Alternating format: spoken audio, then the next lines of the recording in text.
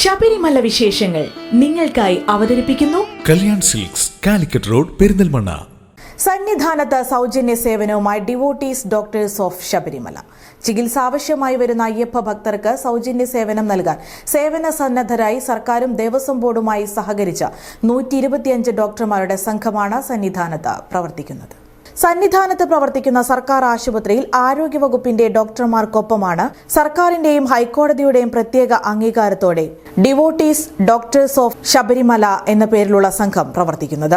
Devotees doctors of Sabarimala എന്ന പേരിൽ കേരളത്തിനു പുറമെ തമിഴ്നാട്, കർണാടക, ആന്ധ്രാപ്രദേശ്, തെലങ്കാന എന്നിവിടങ്ങളിൽ നിന്നുള്ള അയ്യപ്പ ഭക്തരായ ഡോക്ടർമാരാണ് സേവന സന്നദ്ധരായി എത്തിയത്.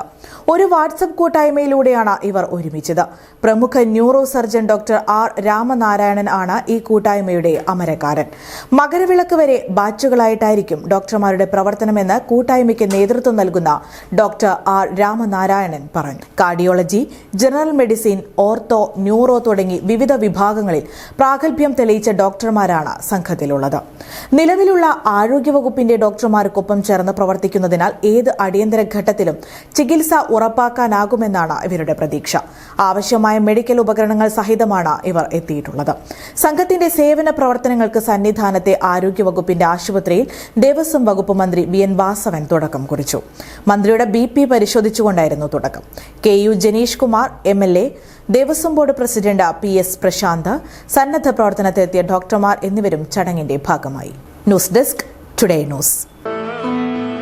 ശബരിമല വിശേഷങ്ങൾ നിങ്ങൾക്കായി അവതരിപ്പിക്കുന്നു കല്യാൺ സിൽക്സ്, കാലിക്കറ്റ് റോഡ്, പെരിന്തൽമണ്ണ.